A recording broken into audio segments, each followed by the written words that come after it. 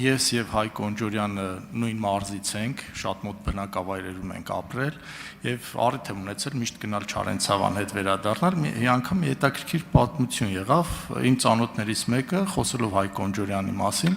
ասեց դու տեսել ես լրագրող Հայկ Կոնջորյանին, ով արդարության մարտիկ է, կարծես, ու մեր Չարենցավանցին է, մեր զեմլյակն է, այսպես ասած։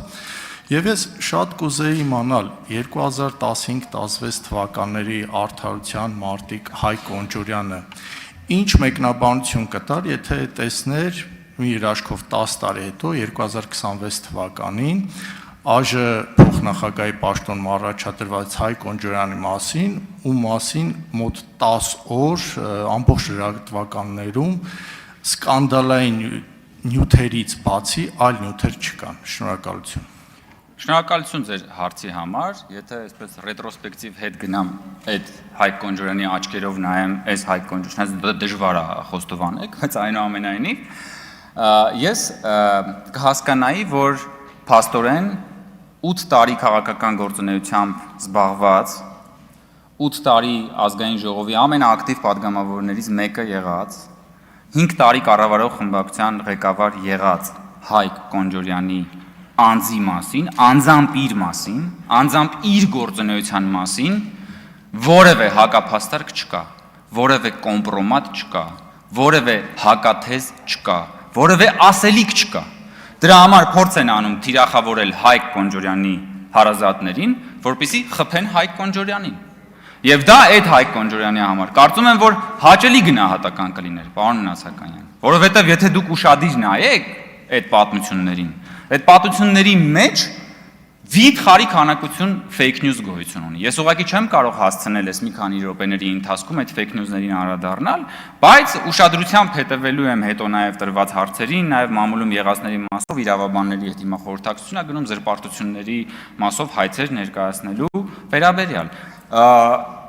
Ես դուք ճիշտ նշեցիք, որ ժամանակին զբաղվել եմ հրապարակախոսական գործունեությամբ։ Եվ ես իմ հրապարակախոսական գործունեության ընթացքում խոսել եմ գրեթե նույն բաների մասին, ինչի մասին որ խոսում եմ այսօր։ Ես խոսել եմ արդարության մասին, ես խոսել եմ ժողովրդավարության մասին, ես խոսել եմ ժողովրդավարությունը ապականողների եւ ասպատակողների մասին, ես խոսել եմ ինքնիշխանության պաշտպանության մասին, ես խոսել եմ այն նույն մարդկանց մասին այն ժամանակ։ Ում մասին որ ես այսօր խոսում եմ, ուղղակի տարբերությունն է եղել, որ այն մարդիկ այն ժամանակ եղել են իշխանություն, այսօր այդ մարդիկ ընդդիմություն են։ Ընդդիմություն են քաղաքական կարգավիճակով, բայց ունեցած ռեսուրսների քանակով այդքան էլ ընդդիմություն չեն, որովհետև Հայաստանի Հանրապետության պատմության մեջ չի եղել այդպիսի բան, որ ընդդիմությունը տասնապատիկներով, սեփական ռեսուրսներով, փողով, ունեցածքով, ամեն ինչով, մեդիաներով, ամեն ինչով այնքան առավելություն ունենա իշխանության նկատմամբ, ինչքան որ այսօր կա։ Այսօր ձեր խմբակցություններում առնվազն իմ տեղեկատվությամբ $2 միլիոնատեր կա։ Եթե մի հատ ձեր, մի հատ այն խմբակցությունում։ Դուք միլիոնատեր չեք, բան, դուք դրամով եք միլիոնատեր, բան։ Եթե մեր խմբակցությունում չկա։ Եվ ձեր խմբակցությունների, ես ձերի մասով վստահ չեմ, բայց մյուս խմբակցությունը ապօրինի գույքի բռնագանձման օրենքով ահռելի մեծ մի հատ պորտֆոլիո ունի։ Ես այն ժամանակ էլ եմ դրա մասին խոսել։ Այն ժամանակ ես ունեցել եմ հաղորդումներ, որ հրապարակախոսական, որոնք եղել են գողապետության մասին են եղել այդ բաները։ Այդ գողապետության ներկայացուցիչները այսօր ապօրինի գույքի բռնագանձման մասին օրենքով հիմա հայցերի տակ են։ Բայց որ արձագանքեք, ես Արձագանք,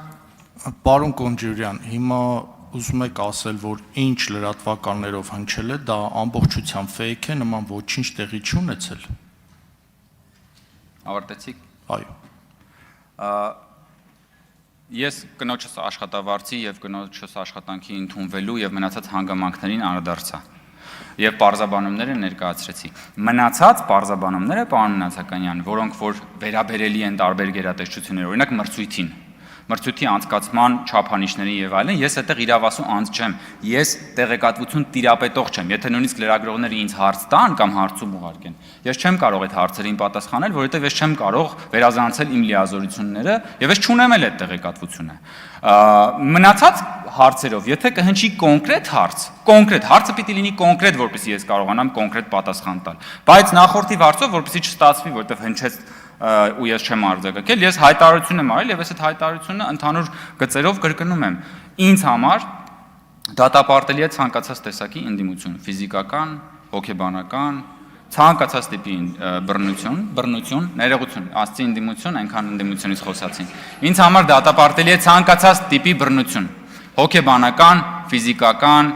ցանկացած տիպի բռնություն ինձ համար դատապարտելի է եւ այդ հարցի վերաբերյալ կա հարուցված քրեական գործ եւ ես վստահ եմ, որ պատասխանատվություն են կրելու այդ մարդիկ։ Եթե ունեք կոնկրետ հարց, ես հավելյալ կպատասխանեմ։